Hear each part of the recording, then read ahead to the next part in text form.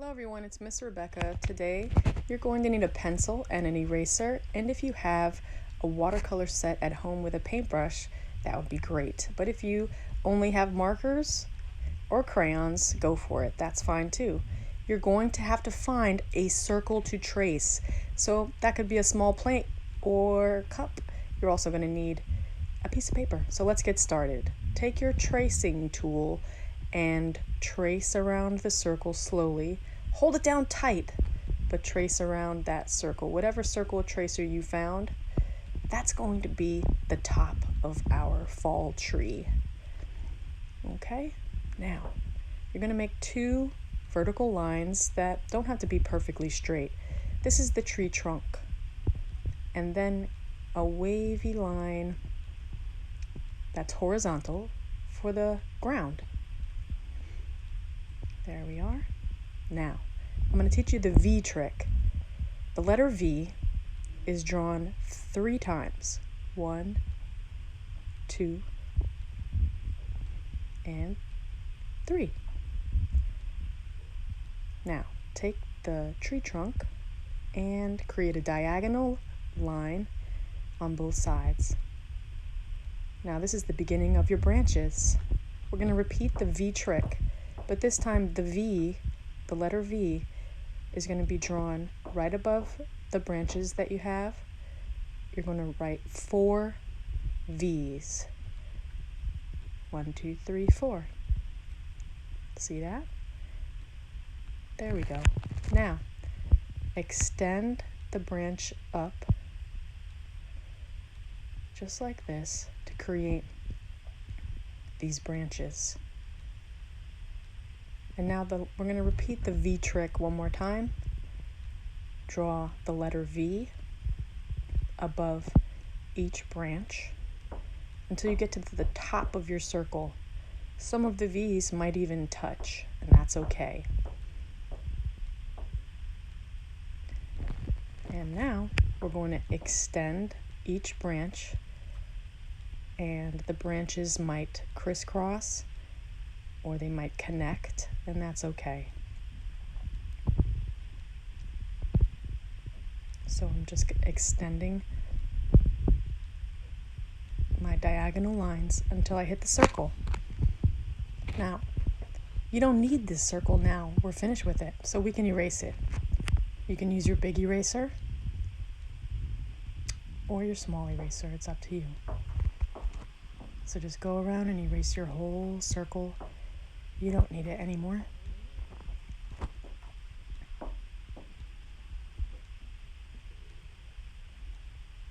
And then just brush off those little eraser crumbs. Now, we're going to outline your tree shape. And what I'm doing here is making little points. These little points kind of finish off the branches, and those points point in different directions. Some of them might touch, some of them might crisscross or connect, and that's okay. And there you have it. There's your bare tree. There's no leaves on it. If you need to outline it again, go for it. Now, I'm making 2 curved lines on one side and 2 curved lines on the other side. Inside these 2 curves, I'm going to start repeating a shape over and over, and that shape is a leaf shape. A leaf shape is simply 2 curves connected, like a football or like an eye. And we're just repeating that football shape inside these 2 bumps. And you're just going to repeat. They're going in different directions. Do you notice that some are sideways, some are up and down, some are diagonal? And there we have it. Now we're going to make that same football shape on the bottom of your paper, but this time they're going to be bigger in size. So you're making that curve a little bit larger because they're in the foreground or they're in the front of your picture. So they'll be a little bit larger in scale.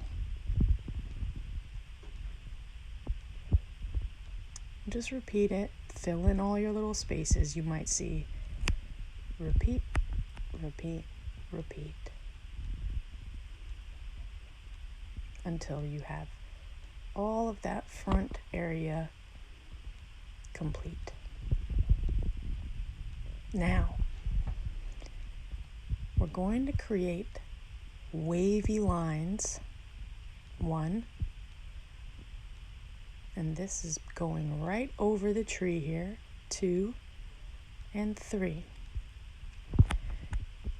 And then we're going to create a spiral. See the spiral? It spirals around and around and around. The spiral represents wind. So the wind is chilly and it's blowing through the branches of your tree. So you're just continuing these wavy lines connected to a spiral.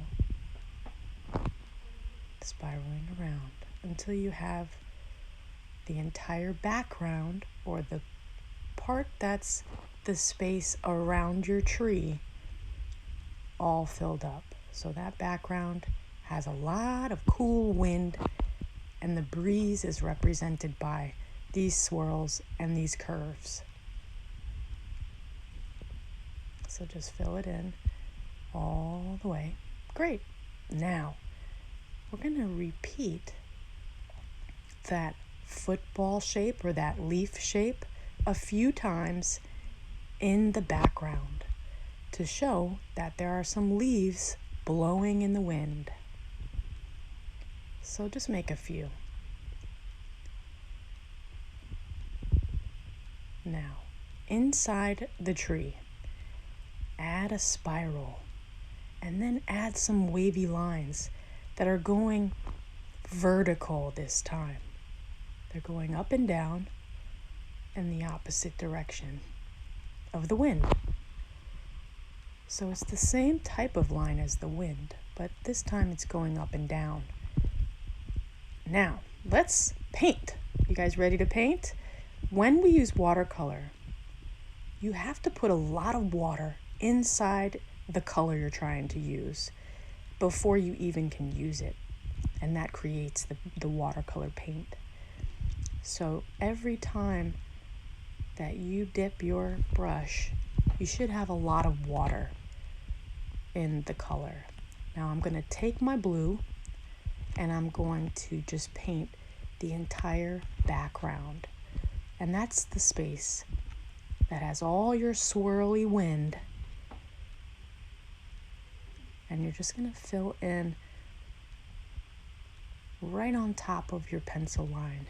You'll still see your pencil. You'll still see it right through the watercolor paint.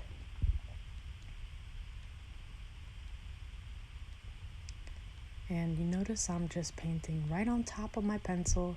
I'm not worrying about the drawing, and I'm not really worrying about being perfect. It's okay if you're not completely staying in the lines, but I'm gonna try my best to stay in the background, which is all the space around the tree. So I'm just using blue and filling it up. I'm using a lot of water, dipping my brush in the water and then into the paint. Okay, now I'm going to put a lot of water inside yellow, orange, and red. We're going to use yellow, orange, and red in a color pattern. Red, then orange, then yellow. Red, then orange, then yellow. And this color pattern will repeat throughout the entire bottom section or the foreground the front of your picture, the bottom of your picture. So you're just repeating red, orange, and yellow over and over, and everything kind of blends together. You're going right on top of your drawing. Next, I'm putting a lot of water inside the brown, and I'm going to paint right on top of my tree with the brown. Notice you can see the pencil still right underneath the paint. So try your best to stay in the lines. And you're going to notice with watercolor tends to bleed or it blends. So if you need to add more water, and it should spread pretty evenly. Okay, and you notice those little leaves blowing in the wind? You're just going to use your color pattern of red, orange, and yellow. Red, orange, yellow, red, and you're going to just fill in those little leaves. Okay, so the painting part has to dry a little bit before we can move on. Now, once it's dry, you're going to notice it bled a little bit, but that's okay. Now we're going to switch to marker, or you can use crayon. And what I want you to do is something called stippling.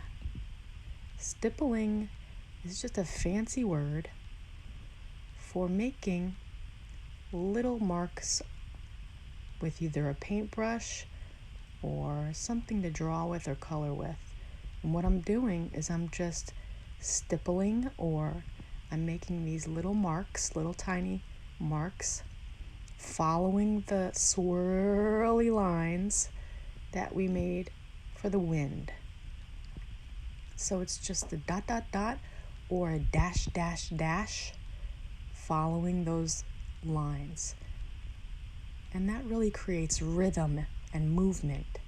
Now we're going to switch to purple, and I'm doing the same thing again. I'm going to follow those wavy, swirly lines,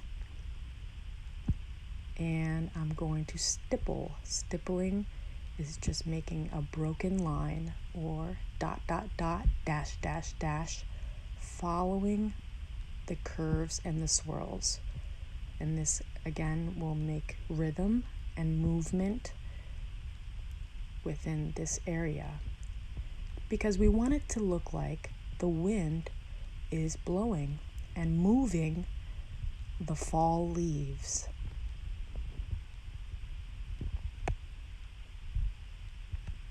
So that's the idea.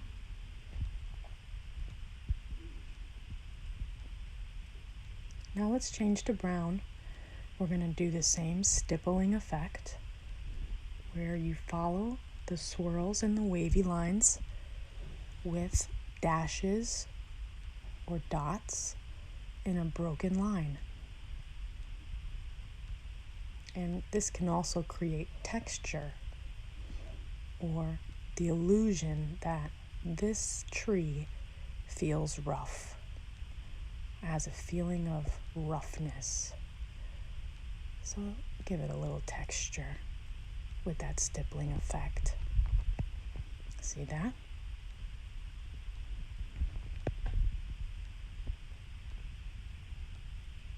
Okay, now take your red, and throughout the entire bottom half, just outline around your leaves, all around. And you're just choosing and selecting whichever leaves you want to be red and whichever ones you want to be orange. Kind of space them out. There is no right or wrong answer here. And then there's the yellow, just outlining around some of the leaf shapes that we have here. So just outline until you have all of your leaf shapes outlined. Now, we're going to do that same stippling effect in between all of the leaves. So you're just making little short marks, little tiny dots or small dashes to create some texture in the ground. I'm just making little brown lines in between all those leaves. And there you go, there's some texture. Voila! Wait a minute, wouldn't it be cool if we added a little owl in the tree somewhere? That would be nice. Let's do this. Okay, so you noticed it was very small, that little owl that I want you to draw. Start by drawing a curve. And the idea is we're going to match the curve on the other side so that we have an oval shape. And you know, an oval is a squished circle. Now on the top of that oval, I want you to make a horizontal line and 2 diagonal lines or 2 slanted lines to make an upside down triangle. Now we're going to create 2 oval shaped eyes and then 6 tiny little oval shapes, 3 on one side and 3 on the other to represent the owl's little toes. Okay, now use your eraser. Erase the top of the oval, the part that's inside the triangle. There you go. And erase inside the little toesies because you don't need the line going through the toes. And get rid of your little erase crumbs. I'm going to add diagonal lines for eyelids and 2 little dots for the pupils. Next, we're going to make another V, the letter V for the beak, and 2 curves under the eyes, and 2 big curves on the outside of the oval for wings. So there's the owl's wings. And there you have it, your little owl. Now take your brown marker and outline the triangle on the top, the curved wings on both sides, outline the outside of the oval. Okay, beautiful. And then you can take a yellow and fill in the beak and the little toes.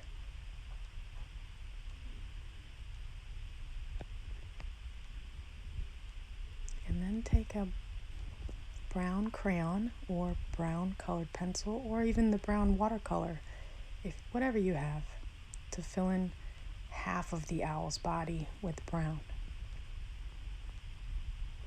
Isn't that cute? Okay, so now we have our little owl character. Now we're going to cut out the owl. Remember when I showed you how to cut? The scissors open and close, and the paper moves. The paper rotates around with your other hand. That's the hand that moves. The paper hand. Not the scissor hand. The scissor hand just opens and closes. But notice I'm rotating the paper all around. And there we have it. So you cut out your little owl. There it is. It's ready to go. Now take your glue stick, or whatever glue you might have, tape even, and we're going to put glue all over the back here. Now we're ready to paste our little owl anywhere onto the tree. So it could be on the side. I'm going to put it in the middle, right on top of my tree, right there. Ah, masterpiece finished. Make sure you post your masterpiece on Google Classroom and wash your hands. Wash. Scrubby dubby dubby dubby dub. Scrubby dub. Good job.